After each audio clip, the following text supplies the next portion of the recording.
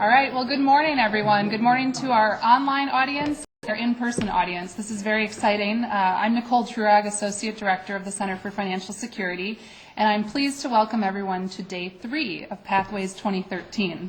Just a quick note to those of you who are joining us online, if you need technical assistance today, please call 1-800-442-4614. We'll be taking questions from our audience both here in person and online. So again, those of you who are online, to submit a question, locate the dark gray bar near the top of Media Site, click the Ask a Question icon, and a window will open. Please type your name, email address, and your question and hit send. We're going to have just a very brief program this morning before we turn things over to our keynote speaker. And I'm going to turn this over to Dean Soyan Shim. Dean Shim joined UW as the School of Human Ecology Dean in August 2012. Prior to making her way to Madison, she was director of the Norton School of Family and Consumer Sciences and Associate Dean, Strategic Initiatives in the College of Agriculture and Life Sciences at the University of Arizona. And I'd be remiss, since we're online today, if I didn't mention that she just joined Twitter. So I hope everyone will follow her. And the handle is at UW Dean Shim. So with that, I'll turn things over. Thank you, Nicole. Good morning. Good morning. Good morning to online attendees. Okay. I'd like to welcome all of the attendees to the School of Human Ecology and the Center for Financial Security at the UW-Madison. I also want to extend my special welcome to our online guests, those who are participating from all across the country and also around the globe. One of our goals for the School of Human Ecology is to conduct high-impact research, produce ethical leaders, and respond to the real societal issues. So this morning, we are thrilled to feature Ms. Helaine Olen. She will address all of these three goals: high-impact research, ethics, and real-time, real issues with respect to personal finance. So Ms. Olen, welcome, and we look forward to your keynote. And I also want to acknowledge our close partnership with UW Extension. And this Pathway Conference has been an important collaboration between the Center for Financial Security and UW Extension, which embodies the Wisconsin idea.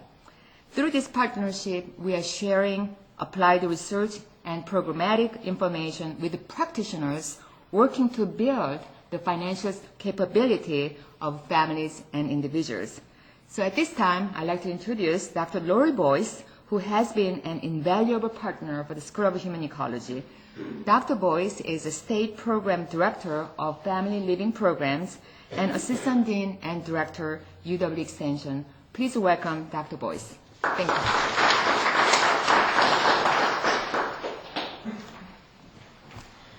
Thank you, Dean Shim, and thank you to all of you who are participating in our Pathways 2013 Financial Security Over the Life course.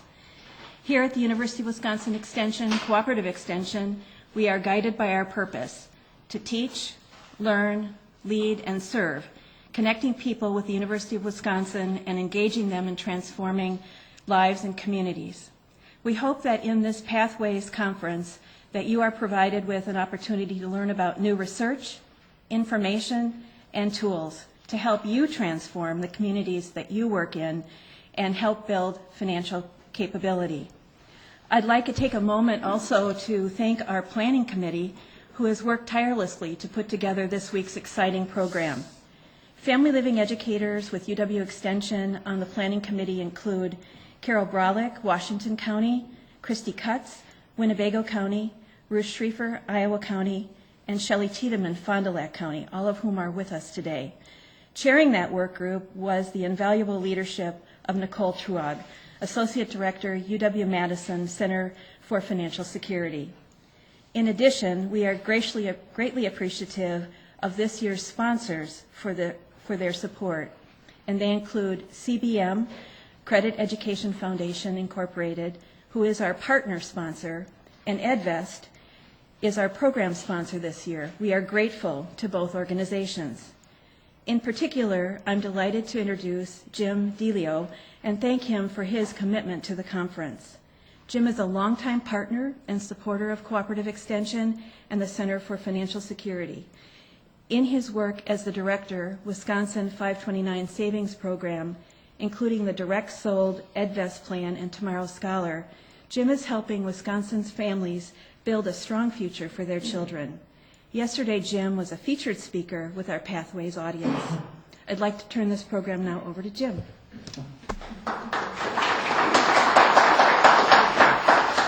Good, and thank you, Laurie. EdVest and the Wisconsin 529 College Savings Program are really happy to partner with UW Extension.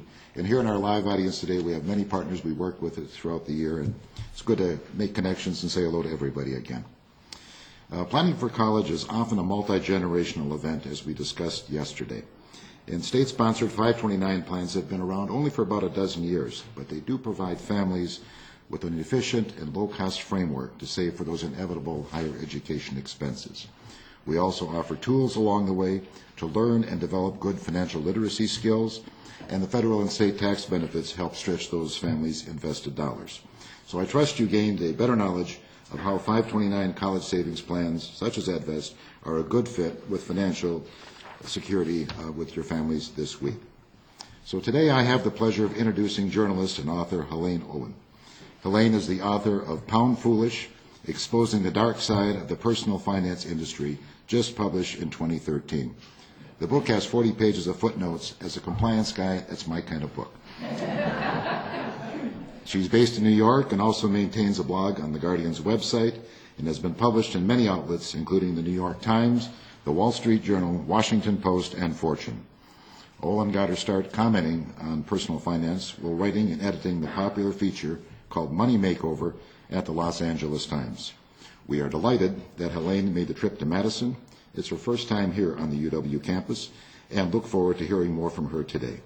If you've read the book, you know she wants us to start talking about money. Let's welcome Helaine Olen.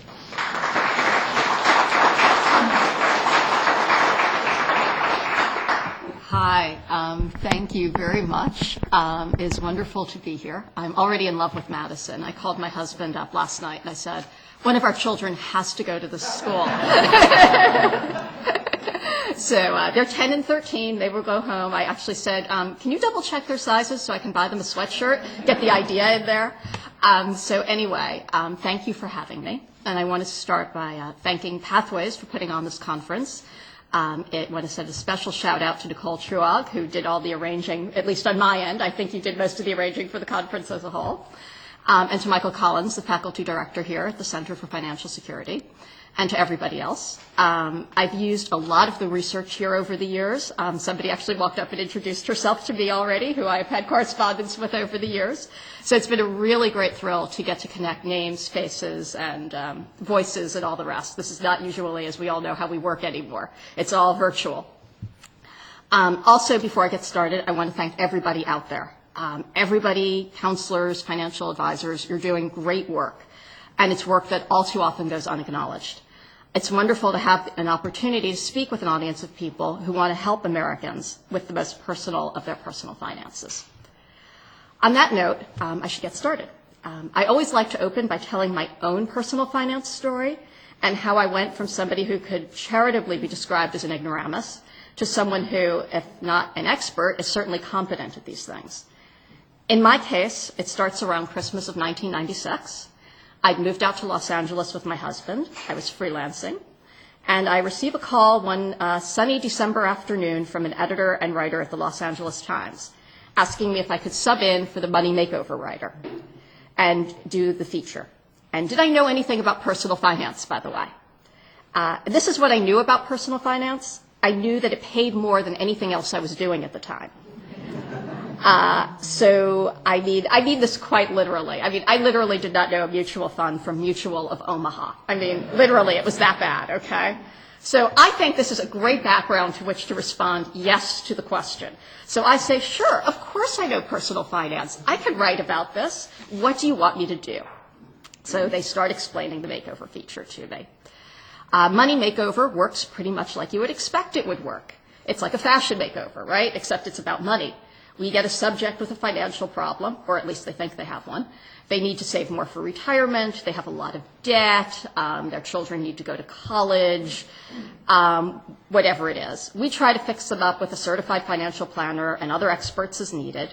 And the reporter is everything from the person who steers the piece to the fact checker to the writer to the unofficial consult if they don't like the advice, and to the coordinator. In fact, many years later, my husband will tell me, you know, your job was half reporter, half camp counselor. But anyway, I felt pretty sure I'd write one of these things, hand it in, get a screaming call from the edit desk asking me what on earth I had been thinking, telling anybody I knew this personal finance stuff, and I would never hear from them again. So in absolute fear, because at this point this has occurred to me, maybe this wasn't such a great idea, I run down to the Beverly Center where I buy a copy of Personal Finance for Dummies at the local bookstore. I then report the makeover, trying to nod knowingly as I am writing down terms that I will go home and look up in this copy of Personal Finance for Dummies that evening.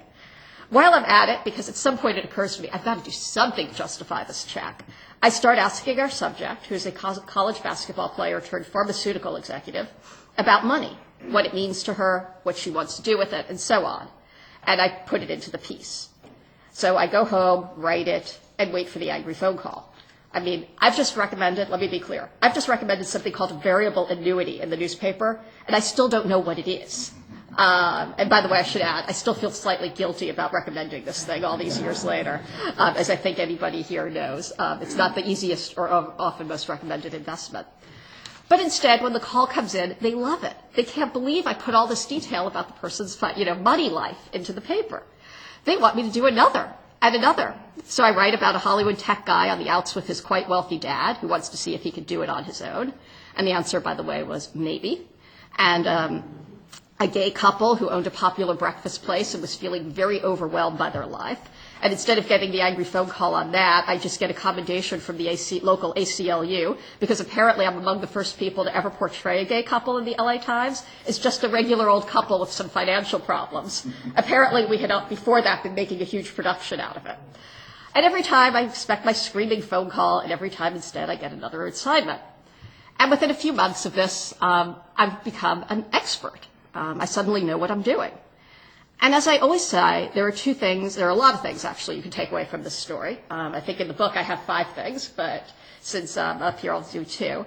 And they really go to the heart of personal finance and how they're presented to us.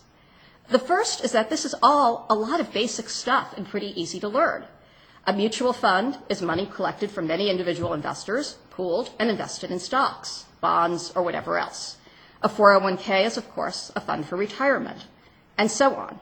Common sense should rule. If it's complicated and you don't understand it, chances are incredible you shouldn't be invested in it. It is, on one level, pretty easy to become a knowledgeable consumer. A lot of people would do quite well indeed to do what I did and pick up a copy of Personal Finance for Dummies and follow the advice contained therein. And in fact, I should take a quick break to say I actually find that to this day the most unintimidating book and the one that reaches the most people. I think it's something with the Dummies title, people's defenses go down, so I urge everybody to get it.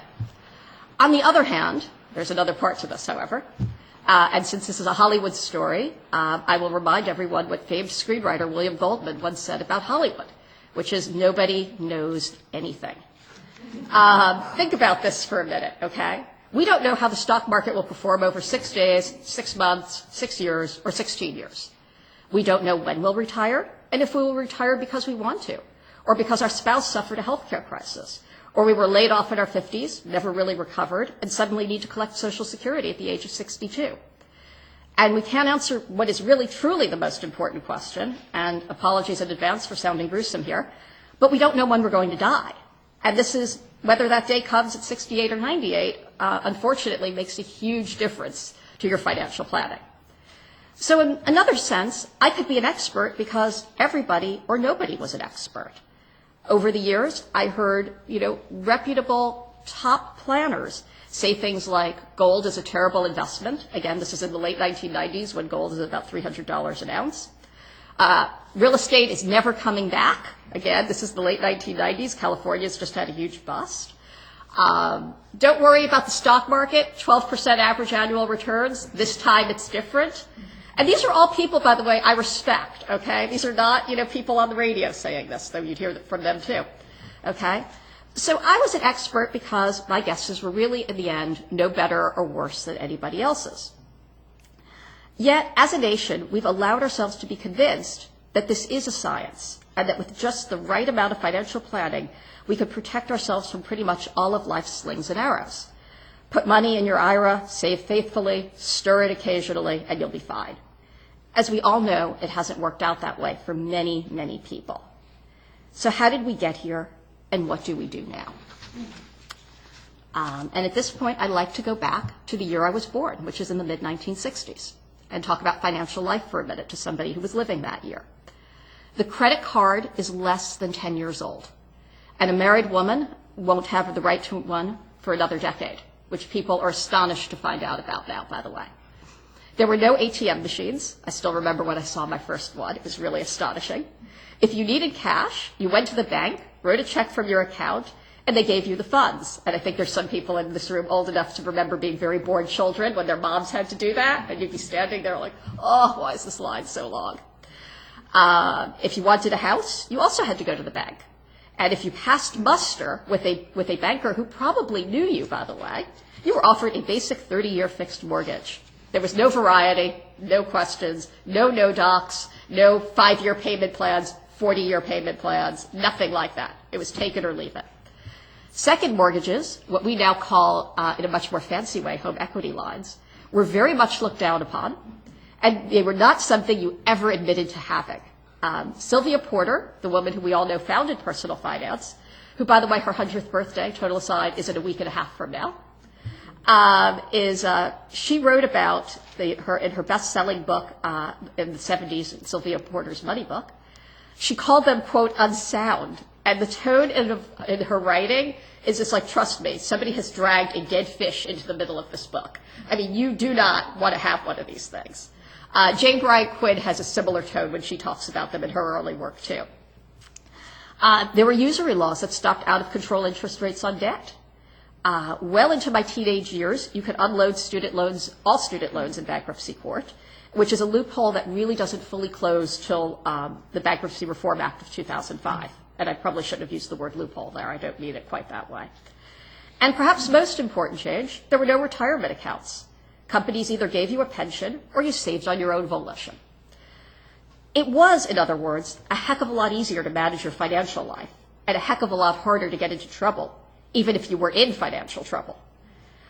There were, as Steve Utkus at Vanguard once told me, just not that many options for people. A savings account, some life insurance, maybe a mortgage. That's it. As for the stock market, most people just weren't that interested. Even as late as the late 1980s, you really get somewhere between only 1 in 4 and 1 in 5 Americans invested in the stock market. It wasn't, despite what we think, that people were so much better at managing their money. They just didn't need to know as much as we do now. Then there's something else about that time period, too, that we also tend to forget these days. It's that we believed if people needed help, they should get it. The Great Depression was still a recent living memory to people in the 60s and 70s. And people kind of understood intuitively that really bad things could happen to people who were good savers and investors, and that life often did not work out as expected. People would tell you about family businesses that failed, houses that were lost. These were fairly common conversations still to have in the 60s and 70s, in a way you don't hear them again until very, very recently. But for us now, it's almost fashionable to think that everybody in that period kind of lived like the Waltons, happily in their multi-generational household where everybody took care of one another. This, unfortunately, I wish it were true. It wasn't, if you go back and read about the period. And I'm sure some people in this room know enough to know that this is not true. If you look at wills from that period, the elderly often left their stuff to various children with the proviso that they had taken them into their household during their lifetime. In other words, if you didn't take care of me, the best bed went to somebody else. If they didn't have money, they had this terrible, terrible tendency as the industrial age moved on to land in workhouses, which were as ghastly and Dickensian as they sounded. The vast majority, even if they were with family, died in poverty. Family abandonment of both elderly relatives and children if a parent died was not uncommon. To give an example that some people might know, the humorist Art Buchwald actually grew up partly in an orphanage at that point. It's very common and is still talked about with much embarrassment to this day. The chances are incredible it was in some of the families in this room. Again, it happened because there was no imagined past where people lived really well and handled their money or lives with savvy. Bad things happened. And during the depths of the Great Depression, we decided to respond to this. And we did Social Security. And in the 1970s, when inflation started to really eat away at the Social Security checks of the elderly, we added in the cost of living adjustments. We intuitively understood that elderly people should not be responsible for the consequences of a national inflation wave no one had predicted. Sylvia Porter, who was by now something of a cut-off fuddy-duddy living in a Fifth Avenue apartment with a servant who announced meals with a bell, and this is really true. Rich Eisenberg, who used to report for USA Today, told me all about it. He went and met with her once. Actually was writing columns at that point telling people that they should eat peanut butter instead of meat to save money, because 4 teaspoons of peanut butter has the same amount of protein as 4 ounces of chicken. I actually really did see this column.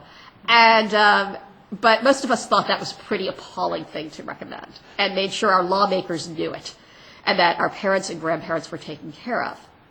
We do Medicare because medical advances suddenly make medicine much more expensive than the average person can afford. And we don't think this is a really good thing. We supported public colleges so students did not graduate with tens of thousands of dollars in debt. City University of New York, where I grew up and where my dad went, was free to all city residents until 1976. So what happened? Because we all know this world doesn't exist, right? Well, it's what journalist George Packer now famously calls the unwinding happened. Unnoticed by almost all of us, wealth and income inequalities start to open up. The gap begins in the late 1970s, and by the time of the Great Recession in 2007, it's something of, it goes from like a little lake in Madison to Lake Michigan. Today, it is certainly at its greatest, largest point in our history. At last count, the top 1% of the population controlled 35% of our wealth. The bottom 90% were left to split a mere 23%, with the rest going to the top 20%. As for incomes, there's a lot of ways to look at this number, and just about all of them are bad for most of us. Our incomes fell by 12%, adjusted for inflation, between 2000 and 2012. The incomes of the top tier grew. My favorite statistic, and I'm using this term very sarcastically and loosely, shows that the top 1% gained an amazing 120% of all income gains in the first 2 years after the recession. And this comes from the inclusion of income and dividends, which were quite extraordinary in that period.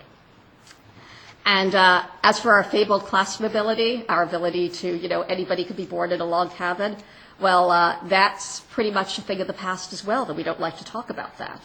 Chances are incredible that you will die within the income range or one away from it that you were born in. And since the late 1980s, and this is a very recent study, there's been almost no mobility in this country at all, which is just extraordinary. But instead of questioning this initially, and instead of saying, oh my God, what are we going to do, we began to celebrate it. The stock market was on a roll after all, and so we all thought we were going to invest our way out of this. The stock market's going up and up and up through the period of the early 1980s, 1990s, through 2000 or 2007, however you want to count it. So it sort of covered up a lot of our sins. So when the 401k, which really starts as a tax dodge for high-end corporate executives and is meant to supplement, not replace the pension system, and the same is true of the individual retirement accounts, which are just the sort of same thing on a lower scale, nobody says anything when they start replacing pensions because we all think we're going to do it. We're being sold on this idea that everybody can invest and everybody's going to make 12% average annual returns. And another thing crept into our discourse, and we began to point fingers when it didn't work out for people. We began to say, not how can we help, like we had in the past, but what can we do? But what did you do wrong? And we had a very easy outlet because we all had to live. And something else was going on at this time too, and that's the explosion in debt. As everybody listening to this talk probably knows, because we're all old enough to remember this, it explodes. Credit cards suddenly get a lot easier to get your hands on. The interest rates, the laws on the usury rates come off in the late 1970s. So the banks now have an, incentive to give these loans to people because they're going to make more money if they never pay them off, right? So people, if they can't get by, are encouraged to turn to these things. And it's not because, as we all like to think, we're a bunch of lazy slackers who just really want their latte fix. Though I want to say here, I happen to like my latte fixes. It's because people needed it to get by. Again, I like to remind people, if for the longest time you couldn't accumulate debt. You just couldn't do it. So it was really hard to get into too much trouble. So by as late as 1980, our national savings rate is 10%. By the early 1990s, which is the combination of this opening of this increased access to credit and the income inequality, wealth inequality that's opening up, it's in the low single digits. By 1993, 1994, T. Rowe Price is warning that baby boomers only had 1/3 as much money as they needed saved for retirement. Literally nobody was listening. Nobody was paying attention at all. I go back and I look at congressional hearings from the period on these things. They weren't even being covered by C-SPAN. I mean, that's how obscure this stuff was. Nobody wanted to know. So today, just so you know, the savings rate is 2.5%, and 40% of us are living paycheck to paycheck. The chances are incredible. That includes people in this room or people listening to this webcast. And we know, by the way, that thanks to the great and important work by Elizabeth Warren, that these are not people that are buying too many lattes and spending too much money, taking too many trips. It's the cost of the things we can't live without: housing, healthcare, education, that have gone up at rates well beyond that of inflation, not for years, but decades. The primary cause of bankruptcy is medical debt. And most of these people have health insurance that's just not covering their bills. And it's also the jobs they're losing if they're ill. Student loan debt now exceeds $1 trillion. And according to Fidelity Investments, as of, I think, 2 or 3 weeks ago, a student graduating in 2013 has $35,000 in debt if they took out a loan at all. 29% of baby boomers had student loans. As for millennials, it's almost 2/3, 64%. The group most likely to declare bankruptcy is single moms. This group includes the mother of Olympic gold medalist Gabby Douglas, who I think we all agree should have had her gymnastics lessons. And we're not talking about a bunch of spendthrifts. The median household income, as of last week, according to the Pew Charitable Trusts, is $23,000 for a household headed by a single mom. Which is a statistic I like to tell people to remember when they celebrate the fact that, women are 40% of heads of households are earning now. It's actually the vast majority of those people are single moms earning 23% at $23,000. So if you think you have enough money put aside to survive an event like losing your job in your 50s, or something we all know, or something we know dooms people to pretty much second-tier career status, or a medical crisis, I really hope it doesn't occur. You probably don't, despite what you think. I interviewed one woman for my book who went through, and I really couldn't exaggerate this, a 7-figure retirement account after her adult daughter was left permanently disabled following a horseback riding accident and lacked health insurance at the time. And as she told me, she said she turned up at the hospital with her husband, and the first thing they said to her before they even told her where her daughter was is they said, "Who's responsible for this?" And she said, of course, me, because what are you going to do? Say, by the way, you really should have had health insurance? It doesn't work that way. And then just for a final kick, her husband gets diagnosed with a very virulent form of Parkinson's, and she discovers that her long-term care insurance, which she thought was going to be excellent, was, like a lot of the long-term care insurance has turned out to be, somewhat less than adequate. As she told me when I tried to ask how on earth she had gone through 7 figures, she said, it was $10,000 here and $10,000 there. She is now in her late 60s and back at work, by the way, while she's trying to manage the daughter and the husband. So what makes this story amazing is she had $1 million saved. Most of us don't even come close. There are so many surveys, I can turn the speech over to the subject alone, so I'll reference the one that came across the desk while I was writing this, which is that 60% of people over the age of 50 do not believe they have enough savings, which the numbers say is probably quite right. Almost none of us have more than $100,000 saved.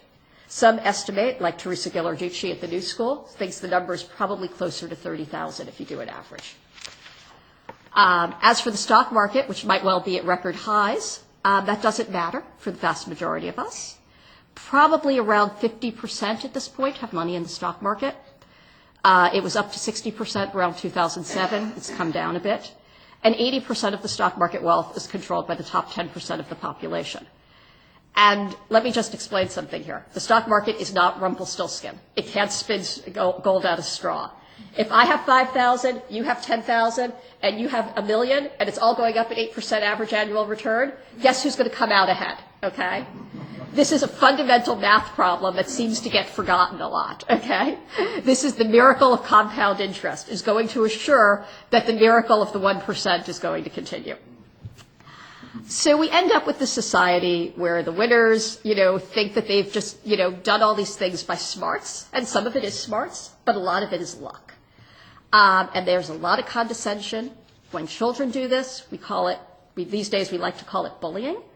But when adults do it, we say you're being financially irresponsible. And I think it needs to stop. I think the problem goes much deeper than some wasteful spending. And we need, as practitioners who write about personal finance, who give advice about personal finance, who talk about personal finance, who are in our own ways quite virtuous. We're the sort of people who actually do think about getting our bank account before we get into the taxi. We need to start showing some humility. And we can all start right here. So, and this is where we all come in. When I set up my book, Hound Foolish, Exposing the Dark Side of the Personal Finance, which is now called Exposing the Dark Side of the Personal Finance Industry, the original subtitle was How the Cult of Personal Finance Turned Us into a Nation of Dreamers. I didn't think of personal finance as being a dark versus light side. I wasn't really even that interested in the solve to the problem. I was really trying to answer a logic problem, or what I saw as a logic problem, which is, how did an entire country seemingly become convinced that savvy financial management and investment advice could ward off everything from bad luck to the economic plagues of the 21st century? From the vantage point of 2009, which is when I first started working on the proposal, spring of 2009, when the stock market was back at 6,000, it almost felt like I was looking at the financial version of a holy relic. Like you touch it and this is going to go all okay. So I start this book, and as I wrote, my goal shifted a bit. I should say I had stopped doing Money Makeover around 2001 and had, drifted away from personal finance. So I'm sort of coming back into this after an almost 10-year absence. I did the occasional story, but mostly I was writing about other issues. And as I looked at it and looked at whatever happened over the past decade, I became increasingly angry. There is no question that learning to manage your own money and investing well and saving properly and not being extravagant is a really good thing. In fact, I would argue managing your money is probably one of the most empowering things you could do. And in fact, I lecture 20-something women about this constantly now, okay? And yet, it didn't feel like it was enough. It felt like a lot of things had been, as I started to think of it, almost corrupted by the personal finance industrial complex as I began to think of it. Many wanted to help, but it became clear that there were huge problems. First, given all the other things I talked about, a lot of the best-intentioned help out there was almost a Band-Aid, no matter how you looked at it. And the example I really came to fixate on some extent was the world of behavioral finance, which I always loved, and I still love to this day. Give me a study about how people react with money, and I'm yours. I'll read it for hours, okay? But we took it in a way that it really perhaps wasn't initially intended to. We're trying to explain how people are acting around money, and people are trying to use it to get people to behave better. Well, that doesn't totally work, because what starts happening is people start thinking about things like, well, if we could just get people to automatically save for retirement, it'll be fine. But retirement's expensive, and there's no way around that fact right now. People are living longer than ever. So when we turn to things like automatic deferrals, which seem like this amazing good idea, right? A couple of things happen.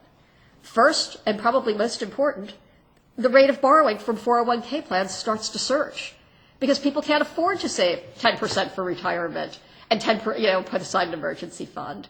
And they can't put aside money for their kids' college. They just can't afford to do it. So they start borrowing the money when they need it. The second thing that happens is as employers see people putting more money in, they start cutting back on their matches. So the numbers start to not work quite the way we had thought. As I like to say, it turned out the generosity of America's employers had a dollar limit. Then we had target date funds, which is another thing that seemed like this amazing idea. Just tell people to put them in and, it's all going to be fine. You don't have to worry about it. Well, the financial services industry quickly realizes that they're getting their hands on the most ignorant of ignorant consumers, which is a heck of a lot of people, and ramps the fees up on these things. With the result that you see target date funds with fees of close to 2%, which means in many years, people are effectively giving all their gains to the financial services industry. They might as well have done what my Tante Bessie used to do and take their money, put it in tinfoil, label it chicken liver, and shove it in the freezer, okay? And the final kick is, of course, a target date fund is no guarantee. It's just a good policy, right? It's what we think is going to work. And so after 2008, when a lot of target date funds, like everything else, fell about 40%, the response of the financial services industry and more than a few personal finance gurus, some of whom I know quite well, was to tell people to check the glide path on their target date funds, which, as I say, the average person thought that they were being talked to about a new tooth flossing technique. This is not something people think about. So what essentially happened was it was our risk and their gain. And then there was something else that is of dear love to everybody in this room, and that's financial literacy and capability. And I should say, I love financial literacy. I also, as I said, I'm somebody who likes to read Personal Finance for Dummies, okay? I was so sure this was a solve that when I wrote the proposal for Pound Foolish, it was actually in there as a solve for our financial woes. There was only one problem with it. In that same original proposal, I had a sentence saying, we've experienced in the past several decades an explosion of financial information on television, on the radio, books, magazines, the internet, blogs, you name it, it's out there.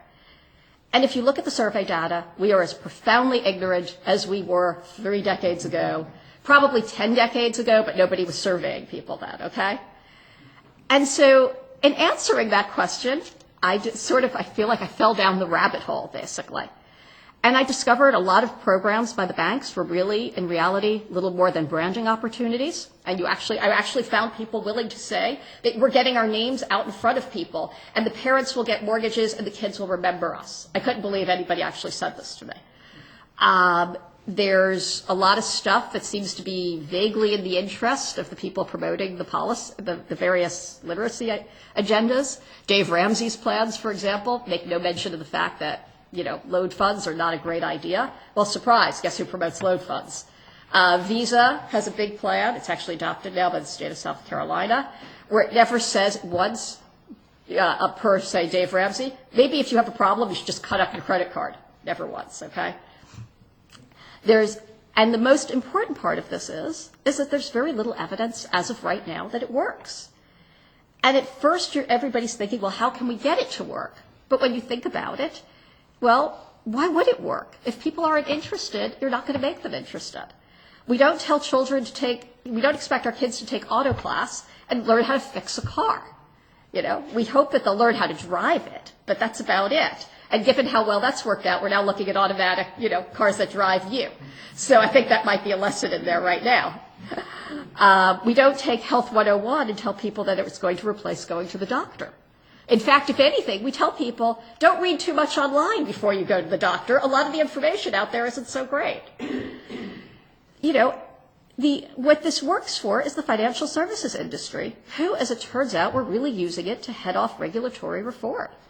Think about it. What makes more sense? Trying to teach people to parse a 100-page gotcha mortgage, or simply saying, can't do this, don't do it, can't do it. When you look deeper, as the great critic of the financial literacy movement, Lauren Willis, discovered, what was being passed off as successful financial literacy, and this is something I do think a lot of people out there are going to like hearing now, was actually coaching, either informal or formal coaching.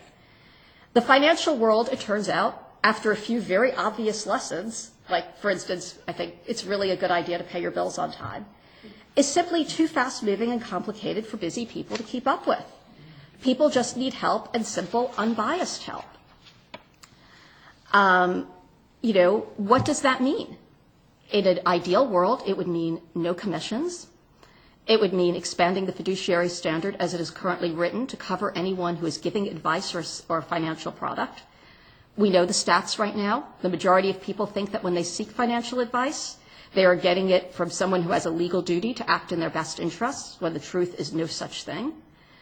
And for those of you who are wondering what the financial services industry thinks of this, because both the SEC and the Department of Labor have been trying to go at this for years, their response has been that they need to act in their clients' best interests. They no longer can afford to serve many of their clients, which is, when you think about the logic of this statement, they're essentially saying they don't have a viable business model if they have to do right by us. And we've, by the way, told people for 50 years this is what's going to save your life, okay? So we know that increasing access to unbiased help means increasing access to low-cost coaching. One initiative I really like right now, and I wish I had looked more into this in my book, is being done in New York City, of all things, by Mayor Mike Bloomberg, who we now no longer can call Mayor for Life.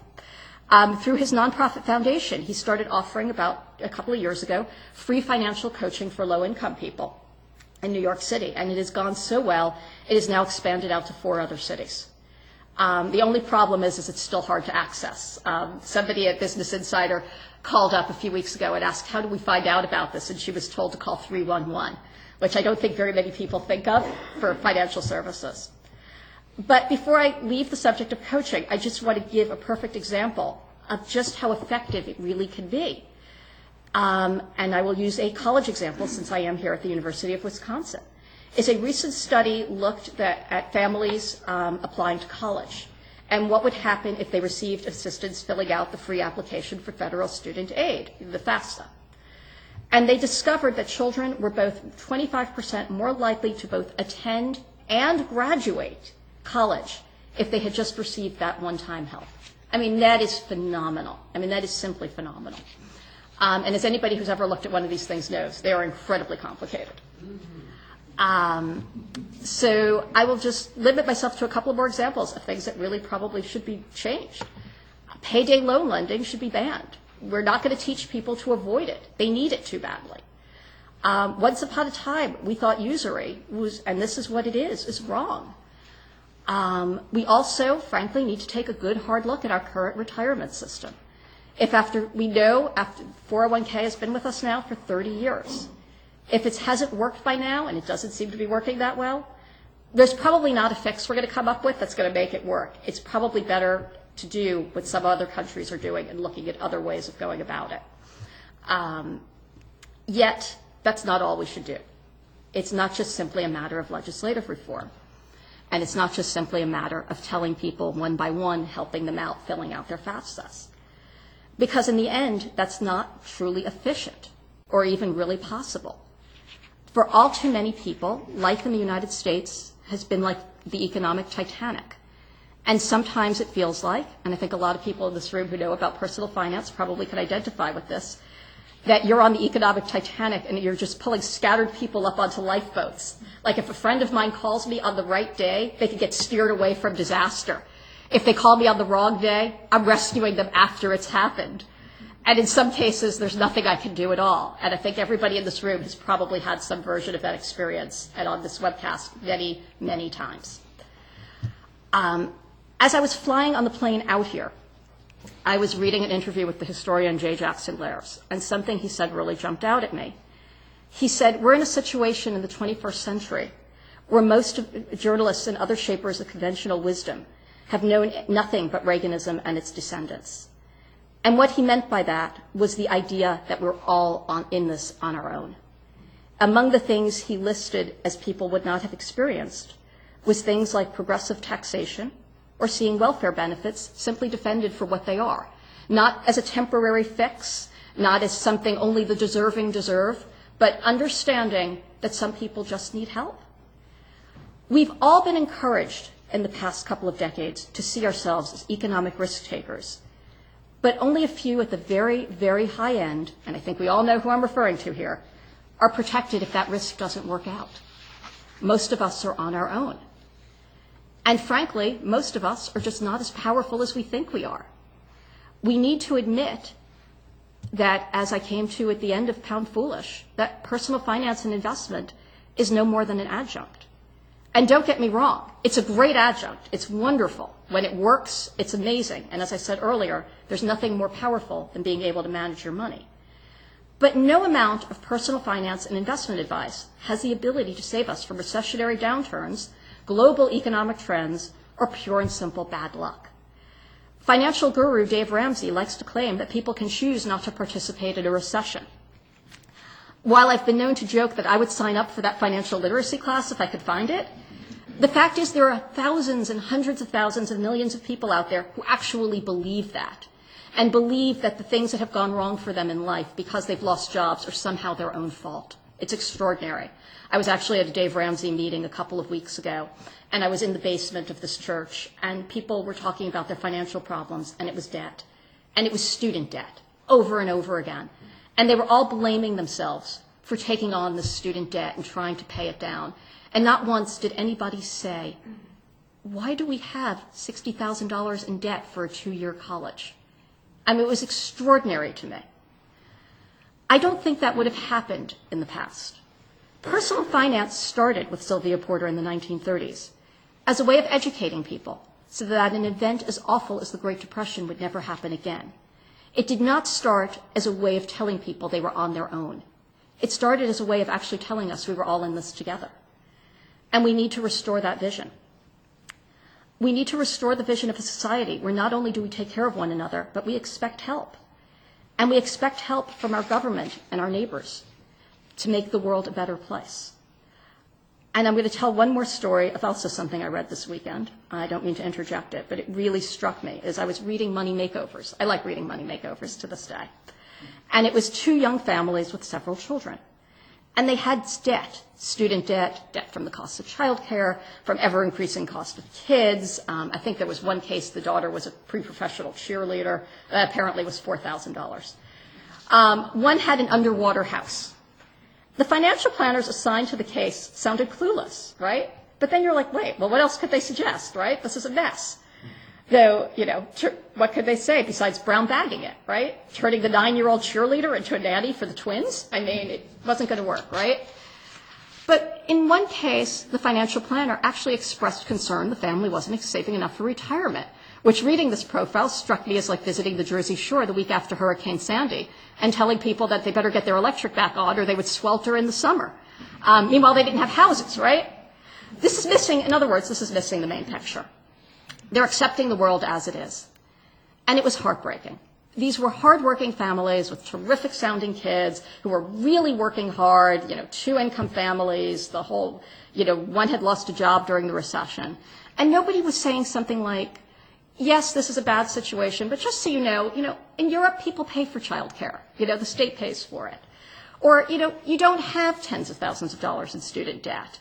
So you don't begin life drowning in debt. So your savings aren't up where they should be when you have kids because you couldn't afford to put the savings away because you were too busy paying down the student debt. Instead, they were just talking about lattes and brown-bagged lunches. And I guess this leads me to my final thought. We don't talk about money in this country. We think we talk about money in this country, but we don't really. As a result, we think we're the only people who don't have enough saved for retirement. Or we're the only people who thoughtlessly co-signed our children's student loans and are now stuck. Or that we had made a fatal financial error of buying a house in 2005 with a no-doc loan because the realtor and the mortgage broker assured us that prices always go up and we can refinance. And anyway, everybody else was doing it too, and we'd never get a house otherwise, right? And I think we all know that was really being said, okay? We all make mistakes, and bad things happen to all of us. I always felt the genius of the Occupy movement, whatever else you might think of it, and whatever else it accomplished, which as we all know is the subject of much debate right now, was that it saw we were all in this together. It was, as far as I could tell, the first group to make the leap in decades that if your house was in forbearance and you were going bankrupt from medical debt, and this person's house was, this person had too much in student loans, that maybe everybody had a problem. We weren't isolated and alone, that something was not quite right here. So let's teach people the best ways to manage their money. But let's also teach them that part of the responsibility of managing money is to speak out and be honest. We live in a society where with each passing year, there are fewer and fewer winners and more losers. And all of us have a responsibility to change the situation. Yes, it's good to know how to manage your money wisely and well, but savvy consumers know that we need more than that. Savvy consumers know that we should be protected and that others should be protected too. So there's really only one thing to do in the end. Let's begin an honest conversation about our money. From there, all things will become possible.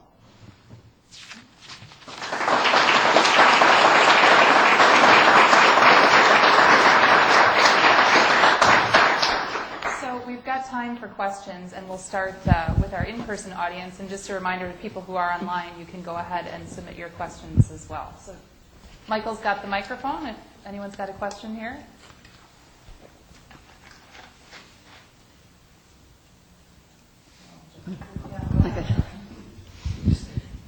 I'm Karen Holden, emeritus faculty here.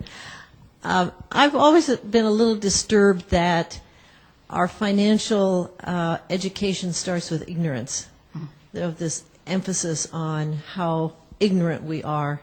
I think it ties in nicely with your talk about we weren't really that ignorant long time ago, not long time ago in my life at least, and we may not be that ignorant now, but I think it sort of emphasizes the individuals, that if all of us needed education, or if this were part of like reading and math that we all needed to have, there wouldn't be this emphasis on ignorance that emphasizes the individual's fault.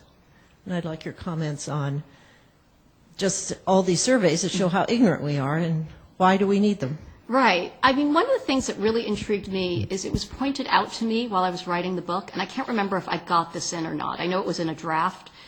And I should say, I was frantically cutting this book at the last minute because publishers are now frantic that nothing go over 85,000 words, because apparently nobody will read anything more than 85,000 words anymore. And I'm sure we all have the experience of getting these giant books and like making it about halfway through. So I listened to them. But one of the things I had found out was that pre-World War II, you would often see textbooks from math or social studies, and what we would call personal finance, because obviously the term didn't exist then, would actually be woven into the text.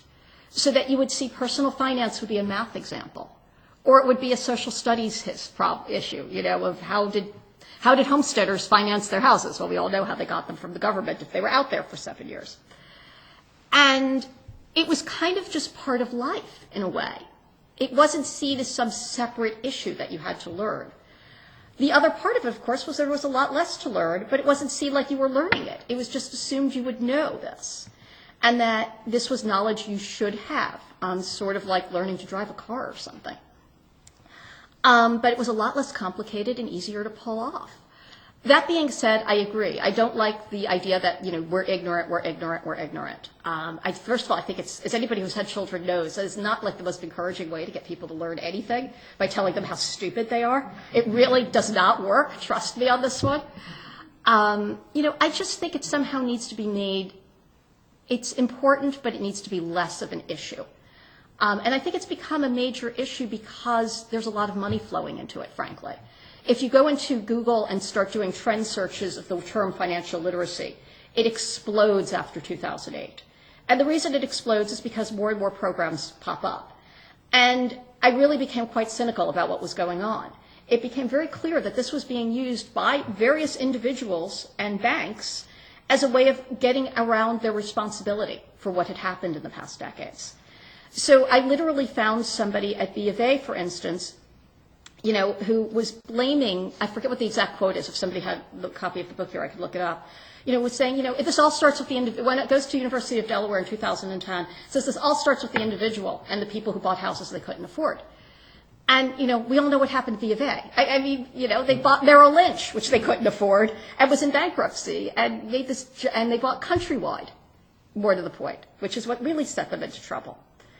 And, it's just absurd. I mean, people did not just do this to themselves. And I really became, as I said, quite cynical about the uses of it. I'm not sure that totally answers your question, though.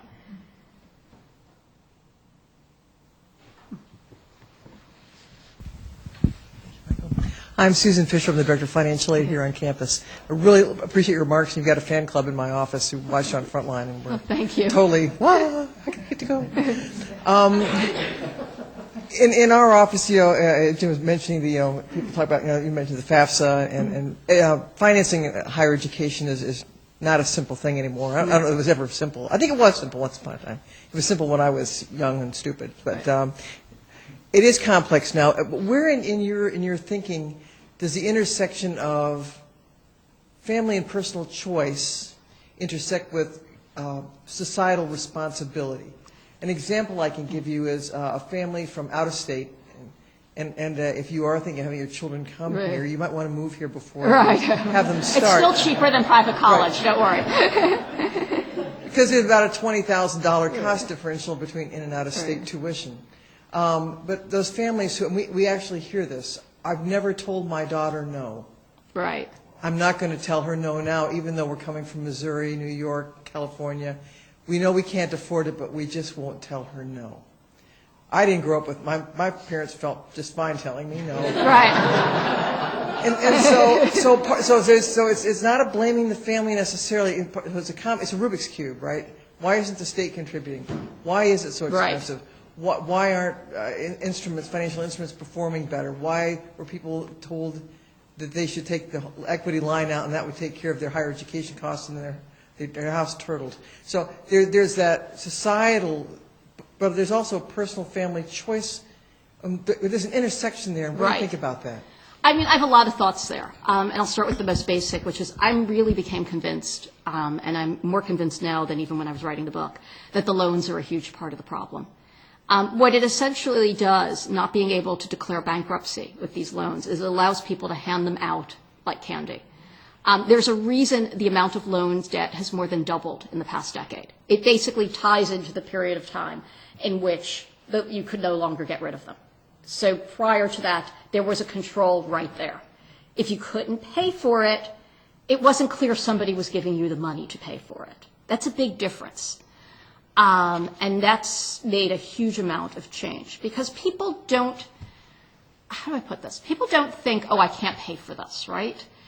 They see the loan and the college is telling them this is a good thing to take out. As you know, there's been scandals where the colleges, I live in New York, NYU was one of them, Columbia was another, were all but in cahoots with some of the banks in terms of promoting the loans. I mean, it's disgusting, okay? I could go off here now for 15 minutes and I won't. So you had a situation where people were being told that this was a good thing to do. At the same time, you have another thing going on, and this is something that's not in my book, but I do write about a lot because I have kids that I'm actually quite interested in it, is the culture of parenting has really gone on steroids in the past decades. And I have no good reason as to why. That is, I don't know if it's some form of conspicuous consumption. I don't know if it's that people have less children than they used to. My guess is it's a combination of a lot of different things. In fact, one of the studies numbers that came out about a week ago is spending on infants has now gone up 25% since 2007. I mean, how? This is on my back list of things I want to write about, by the way, because it was just, the number was just put in an article. I was like, what? But I actually see it around me. I live in a building where there's a lot of kids, and $1,000 strollers have kind of become de rigueur. You know, when I had my son 13 years ago, you would be hard-pressed to find a stroller for more than $350. And that was high-end, and you really didn't need it. So there's something going on out there. There is this culture of indulgence, especially in the upper middle classes, this feeling that nothing is ever quite enough. My best guess is there's a lot of fear involved with it. You know, there are definitely parents that don't say no. I sometimes think when I'm in a really bad mood, there only takes one to buy the kid an Apple iPhone in the 4th grade, you know, and we have one of those at my son's school, let me tell you. There's always one. There was one in my older son's class too. And, you know, and then it just starts the downward pressure, right? And you inevitably give in because they're whining nonstop. I actually had to say to my younger son, who's in the 4th grade, you don't need a cell phone the other day. Where are you going? Your only independent life involves walking the dog, okay? There's no need for a cell phone. I only got my 7th grader a cell phone this year because he started taking the subway by himself. And frankly, I still wouldn't have done it, except there are no payphones left. And also, frankly, I got tired of being his social secretary. His friends started texting me. It was really getting annoying. But he's had friends, really, with cell phones since the 4th grade. I don't understand it. I really don't. But I do think it's a problem. And I do think people don't say no enough. And I don't know how to stop that. I really don't, except to tell people that they need to say no more often and hope that if enough of us listen, maybe it will eventually stop. But it doesn't. So far, it almost seems like some form of conspicuous consumption. You know, in the world of 2013, where so many people don't have anything, it's a way of showing you have. No. All right, we're going to take, there is one question here from Donna, who's at a Navy military email address. And she said, Virginia Beach VA Human Services recipients and U.S. Army service members and their families are now offered participation in the Mayor's Financial Empowerment Passport program. Do you have suggestions about the simplest ways to market this idea to schools, communities, service resource groups? So if you're able to comment on the communication of programs based on what you've been investigating. Please get word out any way you can. You know, the issue is try to get into the schools. People are desperate for information in the schools. Unfortunately, the insurance industry has figured this out. I don't know if anybody saw this, but Kim Clark at Money Magazine did an extraordinary story a few months ago about the insurance companies going into the schools and promoting life insurance plans for parents to save for college. You should know about this, okay? And basically all but lying to people and telling them that this is the best way to save. It's almost like a competition, and you've got to get in there. And I would urge you to try to get this into any school, any nonprofit setting you can, and to try to speak to people about it. Because you are competing with people with with much bigger pockets, unfortunately. Which is why, in the end, I still think legislation is just a more effective way to go, because at the end, you're swimming upstream and you're never going to win it. You're just picking individual people to get on a lifeboat. But the more you can get on the lifeboat right now, the better. More from our audience here? Yes. Hi, my name is Jacob Moritz. I'm an economics student here at the university. I was just wondering, you talk about this a little more in your book, I think, but I'm sure it's something you're interested in. The financial crisis, no one really talks about this, but nobody went to jail for that. And that is a little disturbing to me. Do you have any ideas about that? Because why is that happening? Why hasn't anyone gone to jail? I still don't get it. I get it, and it's rather sad and unfortunate. This is where I start sounding like my late communist uncle. We live in a society that's kind of controlled by the top 1% of the country at this point, and nobody has gone to jail because nobody wants to take them on, frankly. If you talk to people in the federal DA, in the federal attorney's office, and those levels, what they'll tell you is that these are very complicated cases and they're afraid they're going to lose them. I don't totally buy that. I think there's not a lot of, I think that's part of it. But I think the fact of the matter is people so hate these guys that even if they weren't guilty, you could probably, convict a dead fish right now, okay? I've seen these cases with the hedge fund guys over and over again where they say, oh, it's very complicated, you're never going to convict the guy, and, and the jury comes back in 3 hours and convicts the person. It's not that complicated, okay? Especially when you have them on tape or an email. But what they do is they fight like crazy. I don't know if you've been following the Enron saga, if you remember Enron. Jeff Skilling just is going to get out of jail in 4 years. He was supposed to be away for 25. He has fought his conviction nonstop, millions upon millions of dollars, to the point where the U.S. Attorney's Office finally said, we cannot keep fighting this. We simply don't have the resources to keep fighting this. We have other things to do. Which gives you an idea, by the way, of all the fines he paid. He managed to keep a lot of money. And I think that's part of the problem, too. They simply don't want to take this on because it would be like taking on, I mean, David versus Goliath isn't even the right example. It's like miniature David versus 5,000 Goliaths or something. And you're seeing this with the Dodd-Frank legislation, too, where every little insert to an insert in a law, in parts of the law, is being fought out piece by piece. And the SEC just literally can't keep up. I mean, it's really extraordinary. And I think that's what a lot of it is. And I think the last part of it is I think, and this is a rather sad part of it, is I think a lot of people in positions of power, this is who they spend their days with. They're not spending their days with you and me, you know, unless they're like at some campaign event, right? They're spending their days, this is who they're palling around with. And they see these people as their friends. Whether that's accurate or not, I couldn't say. But they understand them, okay? And they kind of feel, in some cases, I don't mean all of them, you know, Jamie Dimon didn't really mean to do anything bad, right? You know, the London Whale thing just was an accident, okay? And they take their side. And I think that that's a part of this, too. And I really do. Does that answer your question? Yeah, absolutely. Thank Okay. you. And we had that same question from someone online, too. Okay. So I just want to take another online question. This is from Cameron at University of North Texas. And they're asking, for those of us teaching personal finance in universities throughout the U.S., how do we help students navigate the maelstrom of bad advice and also teach them about personal finance? I try to keep it really, really simple because I think about this a lot. One of the things, you know, the obvious is tell people to live within their means, which is then I always say it's pretty hard to live within your means if your means are a $300 a week unemployment check. But in general, it's still a good thing to say.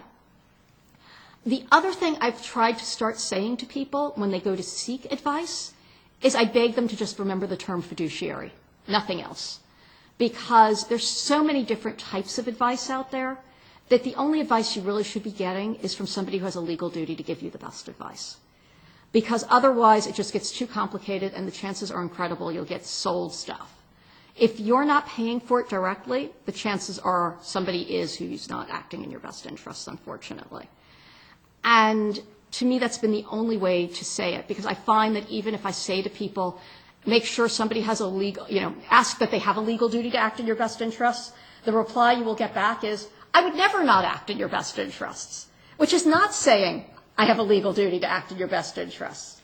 The parsing in this world is really extraordinary. And that's another thing I would say, you know, just two bits of advice. And the third is, since she's in a college setting, try to avoid loans in any way you can. I know it's not really possible for most people, but try to avoid them. And if you're going to do them, make sure you use every federal loan that you can get your hands on before you turn to the private sector.